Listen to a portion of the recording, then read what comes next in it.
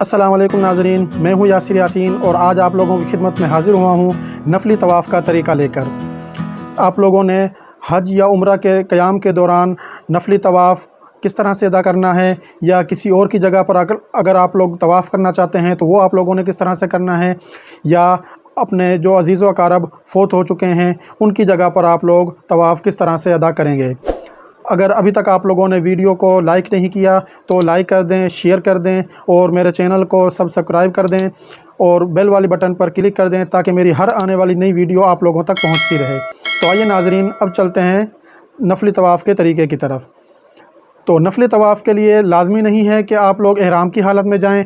अगर हरम पाक के अंदर इजाज़त हो मुताफ़ में एहराम के बगैर जाने की तो आप लोग कपड़ों के अंदर जाकर ये तवाफ़ अदा कर सकते हैं, और अगर वहाँ पर इजाज़त ना हो तो आप लोग एहराम की हालत में जाएंगे। लेकिन इसमें आप लोगों ने रमल नहीं करना। जो उम्रे के तवाफ़ के अंदर जिस तरह से पहले 3 चक्करों में रमल करते हैं, पहलवानों वाली जो चाल होती है वो आप लोगों ने इसमें नहीं चलनी, और इसमें इज्तिबा भी नहीं करना। इज्तिबा कहते हैं कि एहराम को दाएं कंधे के नीचे से, यानी कि दायां कंधा जो है इसको एहराम से बाहर निकाल कर 7 चक्करों के अंदर चलना होता है। तो इस तवाफ़ के अंदर नफली तवाफ़ में आप लोगों ने ना इज्तिबा करना है ना रमल करना है।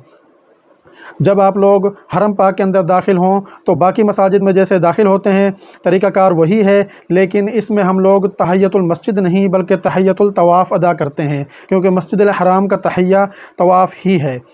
तो सबसे पहले आप लोगों ने हजर अस्वद के सामने आना है, और अगर अपनी तरफ से तवाफ़ करना है तो दिल में इरादा कर लें। तवाफ़ की जो दुआएं किताबों के अंदर लिखी हुई हैं वो मुस्तनद किसी किताब से साबित नहीं हैं, तो इसलिए जो आप लोग अपने अल्फाज के अंदर नियत करना चाहते हैं वो करें। अगर आप लोग किसी और की तरफ से नियत करना चाहते हैं तवाफ़ की तो फिर आप लोग इस तरह से कर लें कि या अल्लाह, मैं फ़लाँ शख्स की तरफ से ये तवाफ़ कर रहा हूँ, इसे मेरे लिए आसान फरमा और कबूल फरमा।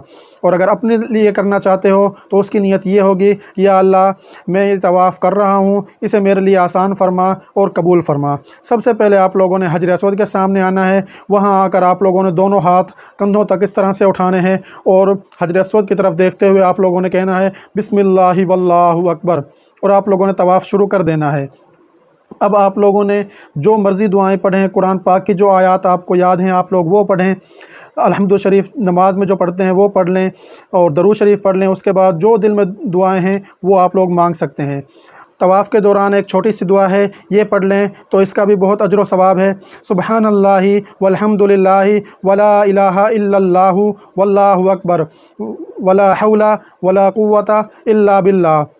हज़रत अबू हुरैरा रज़ी अल्लाह ताला अन्हु से रिवायत है कि नबी करीम सल्लल्लाहु अलैहि वसल्लम ने फरमाया कि जो शख्स बैतुल्लाह का तवाफ़ करे और गुफ्तगू ना करे और ये दुआ पढ़े तो उसके 10 गुनाह माफ़ किए जाते हैं, 10 नेकियां लिखी जाती हैं और उसके 10 दर्जे बुलंद किए जाते हैं।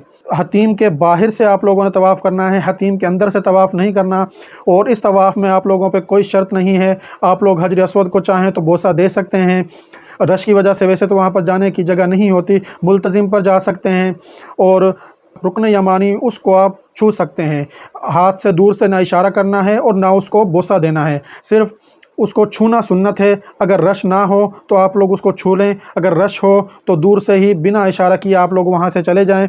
और रुकन यमानी और हजर अस्वद के दरमियान जो आप लोगों ने दुआ पढ़नी है वो ये है, रब्बना आतिना फिद दुनिया हसना व फिल आखिरति हसना व किना अज़ाबन नार। उसके बाद आप लोग दोबारा हजर अस्वद पर आएंगे। अब आप लोगों का एक चक्कर मुकम्मल हो गया। यहाँ पर आकर आप लोगों ने फिर दोबारा इस्तिलाम करना है बिस्मिल्लाहि वल्लाहु अकबर, और अब आप लोगों का दूसरा चक्कर शुरू होगा। इसी तरह से आप लोगों ने 7 चक्कर पूरे करने हैं, और जब 7 चक्कर आप लोगों के मुकम्मल होंगे तो वहाँ पर भी आप लोगों ने बिस्मिल्लाहि वल्लाहु अकबर इस्तिलाम के साथ अपना तवाफ़ ख़त्म करना है। उसके बाद आप लोगों ने मकाम इब्राहीम के पास आना है और ये दुआ पढ़नी है, इत्तख़ज़ू मिन मकाम इब्राहीम मुसल्ला, कि अल्लाह मकाम इब्राहीम को मेरे लिए जाए नमाज बना दे। अब आप लोगों ने यहाँ पर 2 रकात नफल नमाज तवाफ़ वाले वो पढ़ने हैं। तो वो किस तरह से आप लोग अदा करेंगे कि मकाम इब्राहीम आपके सामने हो और उससे आगे खाना काबा हो, यानी कि खाना काबा के और आप लोगों के दरमियान में मकाम इब्राहीम हो। तो वहाँ पर आप लोग 2 रकात नफल नमाज अदा करें। अगर रश की वजह से वहाँ पर आप लोगों को जगह नहीं मिलती है तो मुताफ में या खाना काबा में किसी भी जगह पर आप लोग वो नफल अदा कर सकते हैं। उसके बाद वहाँ पर बैठकर आप लोग खूब दुआएं मांगे, यकसुई के साथ, दिलजमी के साथ खूब वहाँ पर दुआएं करें। और दुआएं करने के बाद आप लोग खूब सीर होकर आब ज़मज़म पिएं, सर के ऊपर भी आब ज़मज़म डालें। अब अगर आप लोगों ने जो तवाफ़ किया है इसका सवाब आप किसी को पहुंचाना चाहते हैं तो इसका सवाब भी पहुंचा सकते हैं, और अगर शुरू में ही नीयत ही किसी और की तरफ से कर लें तो वो भी बेहतर है। जिस तरह से आप लोगों को मुनासिब समझे उस तरह से आप लोग कर सकते हैं। और जब आप किसी और की तरफ से तवाफ़ करेंगे आप लोगों को भी तवाफ़ का पूरा सवाब मिलेगा, और जिसके लिए करेंगे उसको भी तवाफ़ का पूरा सवाब मिलेगा। और अगर किसी को इसाले सवाब करते हैं तो उसको भी पूरा सवाब मिलेगा और आपको भी पूरा सवाब मिलेगा। किसी के भी सवाब में कोई कमी नहीं आएगी। अगर आप लोग उम्रे के तवाफ़ का तरीका सीखना चाहते हैं तो इस वीडियो को देखें, और अगर आप लोग मुकम्मल तफसील के साथ उम्रे का मुकम्मल तरीका घर से लेकर खाना काबा तक, खाना काबा से मदीने का सफ़र, मदीने में क्या करना है, और मदीने से वापसी घर पाकिस्तान आने तक का सफ़र आप लोगों ने किस तरह से करना है, अगर ये सारी तफसील आप लोग जानना चाहते हैं तो आप लोग इस वीडियो को देखें।